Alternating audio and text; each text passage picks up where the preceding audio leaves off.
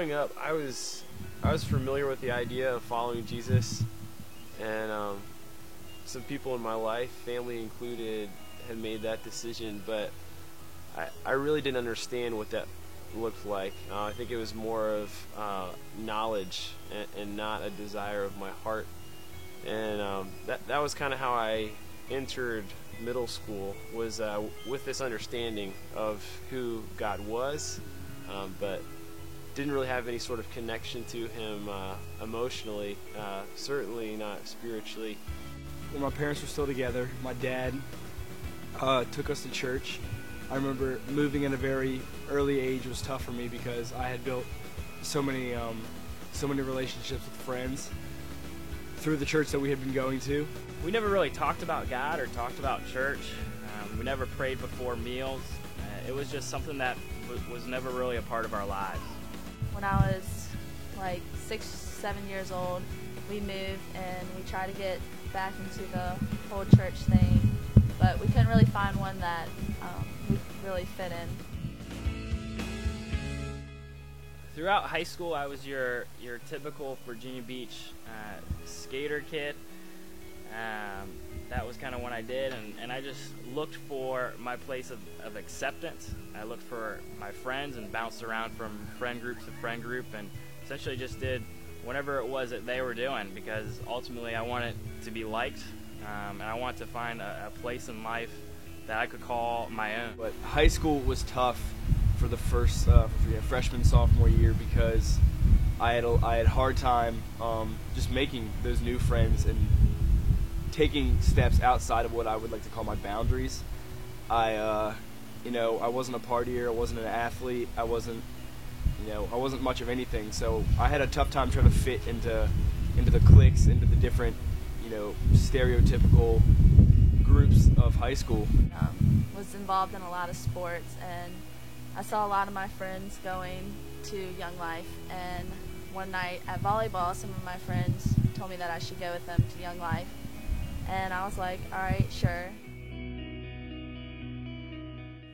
So I was invited out to Young Life, and it was a completely different experience than the gospel that I thought I knew. It was full of life, full of energy, full of just passion. My friend Jake invited me and said, hey, I really want you to go to this thing. And I was dating a girl at the time that I knew she went to church on Sundays, and thought that this would be something really great to impress her. And so I went to Young Life, and I was just amazed by how many people were there, how much fun it was, and really who was there. I was amazed that there was folks in that room that I would have never thought would have been at a place where they were going to be talking about Jesus. I had no intention of going, but it got about 7 o'clock, and I said, all right, I'll give it a try. So I had my mom drive me out to Katie Bean's house, and Young Life started, and I saw Tommy outside, and I realized that Tommy was the Young Life leader, and he immediately walked up to me, introduced himself, and basically explained to me the gist of what Young Life was, and explained how I was going to have a great time, even if it was just that night. To get to our student parking lot, there was this big tunnel that you would walk through. And so as students were leaving the school to go back to their cars, he was walking the opposite direction, almost like a fish going upstream. And so I ran into him there, and that was how I met my Young Life leader. His name is Pete Hardesty. And I remember the day after attending the Donut Olympics, I saw him in the school hallway. I think he had been up there a whole bunch before, I just never noticed him. But when I walked past him the day after going to Young Life, the thing that stood out to me is that he remembered my name.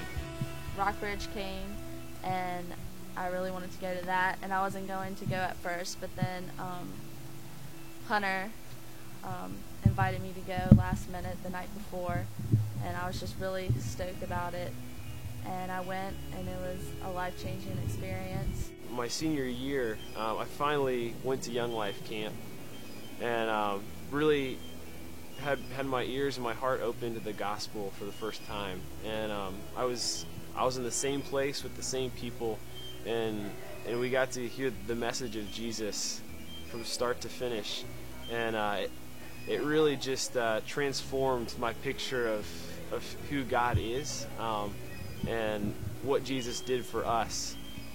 And with that, I really was able to recognize my need for Him and my longing for Him.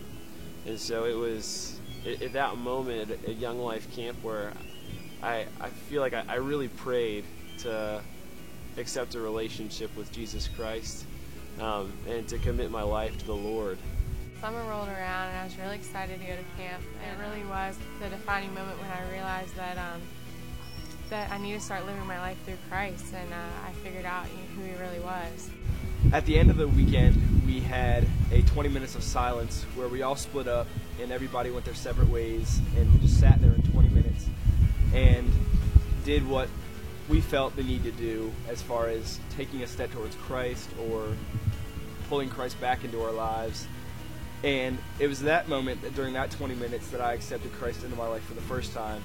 And it was just an overwhelming experience of happiness, and I felt like a place in my life had just been, this giant hole had been filled. When I saw that a bunch of my friends were going to summer camp, I decided to go. And it was at summer camp that I first heard the gospel. That I first heard that Jesus loved me so much that He would die for me, that He would lay down His life for me. And after hearing that for the first time, I realized that I had spent my entire life looking for the love and acceptance that Jesus freely offered me. It was something that, when I heard it, it changed the rest of my life.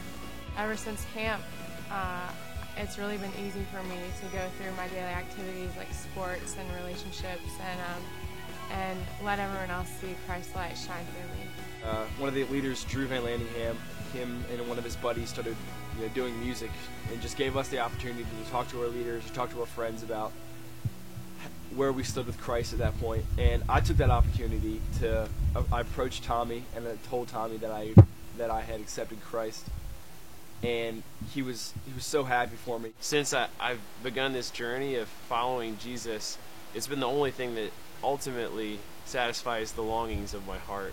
Before I went to Young Life and Rockbridge and all that, I was just kind of living life just to live it.